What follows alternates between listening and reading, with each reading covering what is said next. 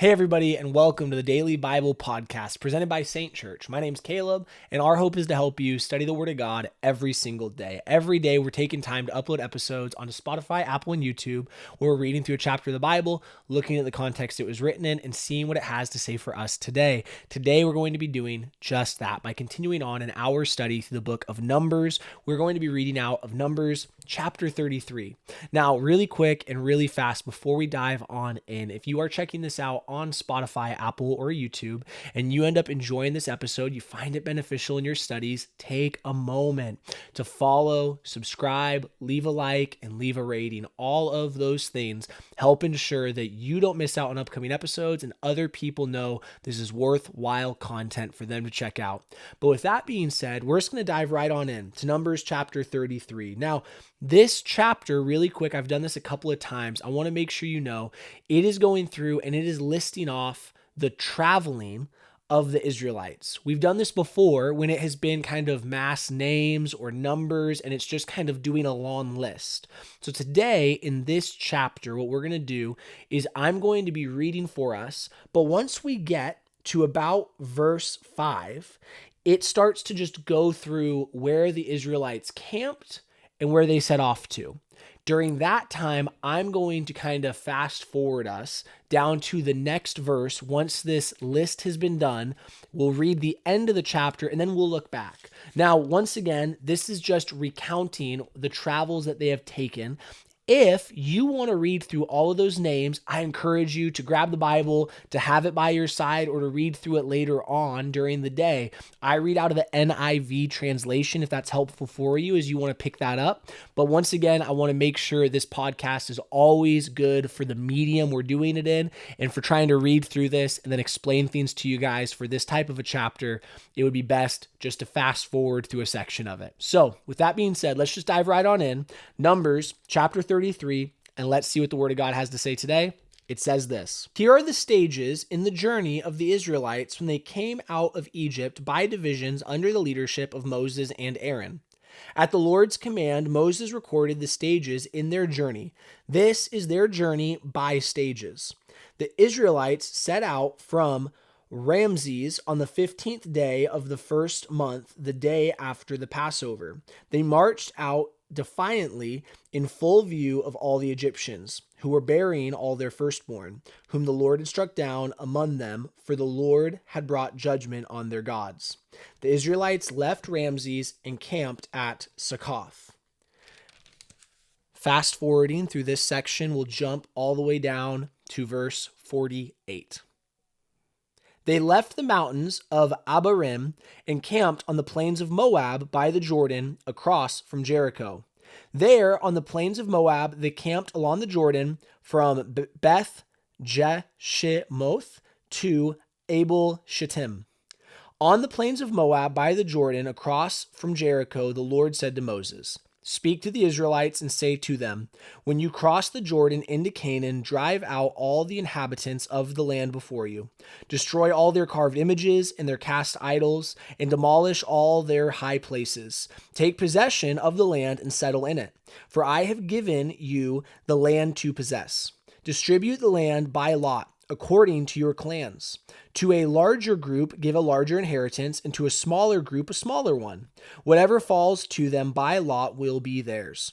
Distribute it according to your ancestral tribes. But if you do not drive out the inhabitants of the land, those you allow to remain will become barbs in your eyes and thorns in your sides. They will give you trouble in the land where you will live, and then I will do to you what I plan to do to them. And that is the end of Numbers chapter 33. Now, in this chapter, you might say, Caleb, there's like nothing to discuss here. There's actually a couple of things that are really important for us to be able to look at, acknowledge, and also to remember. So if we go back to the very beginning of this in Numbers 33, back at verse 2, we read something that's really important.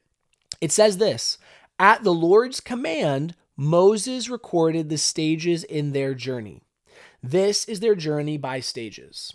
Okay, so I think it matters for us today to recognize the fact that God had told Moses to record the journey. We believe that by biblical tradition, Moses was the author of the first 5 books of the Bible: Genesis, Exodus, Numbers, Leviticus, and Deuteronomy.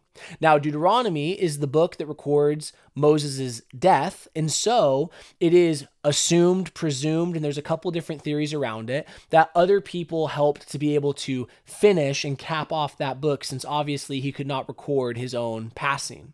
Now, right here, though, in Numbers, what we're seeing is that the Lord had already started to institute commands and decrees that Moses and different people were to record certain things. So in the book of Numbers, I just find this to be a really cool moment, because we believe the Bible is the Word of God, that it was God partnering with humanity to record the scriptures and all these different things, and it has impact on our life today.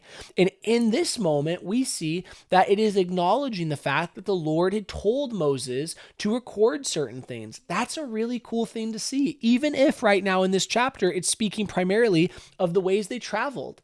But again, it shows the journey, it shows the path. It helps us to be able to see the historicity of the account and that sort of a thing. And I find that very interesting, and I hope you do as well. Now, at the very end of this, we are reminded of something. In verse 50 through verse 56, we see that it recounts how the Lord had given a command to the Israelites, that as they cross over the Jordan and they go into the promised land, they are to drive out the people who are there before them. They are to tear down their idols.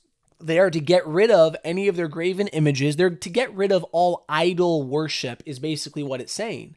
And it says that if they don't do these things, guess what? It's not going to go well for them. These people are going to end up being a barb in their side. Now, once again, what must we realize here? We must realize the fact that it is God being honest and true about what will happen if they don't do these things.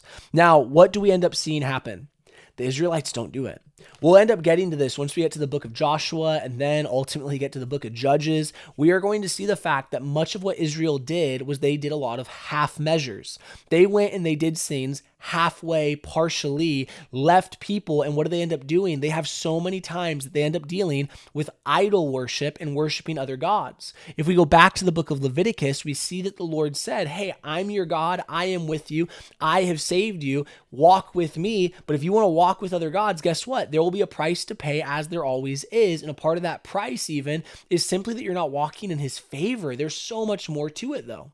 So in this chapter, what are we being reminded of? We are being reminded once again that God is trying to warn them of the pitfalls that are going to happen, that are going to take place. And so for us today, I think something that really matters is that we would look at our lives and we would acknowledge the reality that there are times that we start to face struggle, we face strife, we have difficulty, we have situations that just continuously pop up, and we have to look and start to ask ourselves, is this something God warned me about? Is this something that God told me I needed to take care of, or it was going to continue to be an issue? Now, does that mean that your salvation's in jeopardy? Does that mean that your ability to be loved by Jesus is in jeopardy? Not necessarily, but it might mean that you've allowed there to be thorns that are still by your side because you have not chosen to fully surrender certain things that God has said you need to leave to him. And so, friends, today, as we see the Israelites once again receive a reminder, I would love to encourage you that if there are things in your life that God has asked you to set aside, he has asked you to give up, he's asked you to lay down, I encourage you to do so, because the Israelites were given this warning so many times, yet they chose to not listen to it. And guess what happened? They ended up facing the consequences that God knew would take place if they did not listen to him. So take that time to heed his warning, to listen to him, and see the fact that yes, no matter what, he still cares for you, he still loves you, he's still chasing after you. But there are things that happen when we walk in disobedience because we're not letting the Lord lead us and guide us in every aspect of our lives. But with that being said today, friends, that's what I got for you out of this chapter of Numbers. I hope that it was helpful for you in your studies. Again, forgive me if the way I chose to read through it was a little bit confusing for you, but again, I hope it helped you to be able to reflect a little more clearly today. With that being said, thanks for jumping on. If you got any questions, make sure to comment them down below. I would love to dialogue with you. If you are watching this on Spotify, Apple, or YouTube, and you did find it beneficial, take a moment to subscribe, follow, leave a like, leave a rating. All those things are so appreciated.